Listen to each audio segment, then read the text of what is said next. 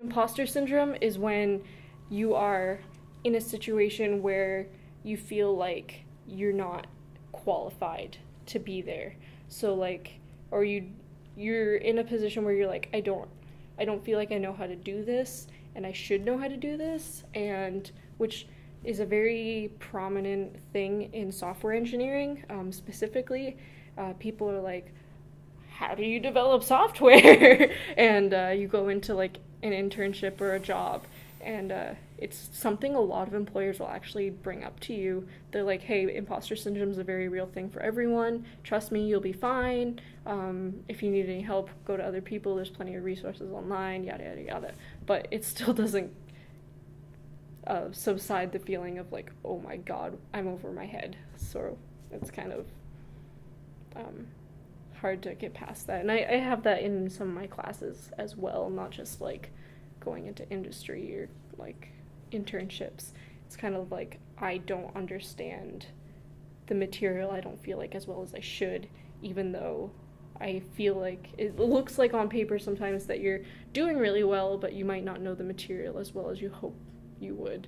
And so feeling like you're not actually qualified to be getting the grade that you have is also a real thing. Like imposter syndrome is just so rampant. Even like right now, like I told you, I was like up at night at 3 o'clock in the morning kind of, and that's when it gets you the worst, is that you just sit there and you self-doubt everything, no matter how far you've come or what you've accomplished or anything like that. It's just so prevalent, and trying to really fake it, that you don't have it, is a continuous challenge. And so I'm really sensitive and sympathetic when women either don't take chances or don't take risks or don't go for those extra opportunities, because men make that look so easy.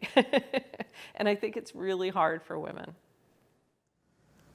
See, that it gets tricky for me, because I've always been someone who I push myself probably over my limit all the time, because I feel inadequate when I do anything less than straight A's. And that has happened. Like it happens at least every semester I don't get straight A's, even though I push myself over those limits.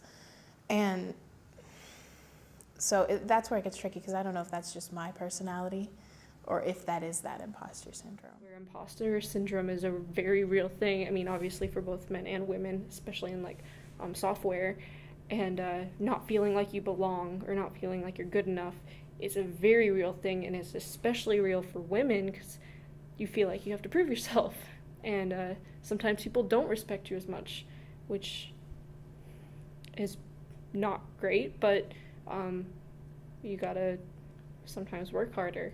And it kind of dawned on me that, like, yeah, this is how I feel, and this is how others have felt, and it kind of made me feel a little better, but kind of in the back of my mind, like, yeah, you need to make sure that you're working really hard to both prove to yourself and to others that you can do this. And sometimes that's, like I said, makes it almost more rewarding because you know you worked your hardest at something that you were doing. Even if at times I have been the best for a subject, or the best person for a job, or the best person for a specific project, I have felt like I'm not. I kind of tend to always feel like I'm not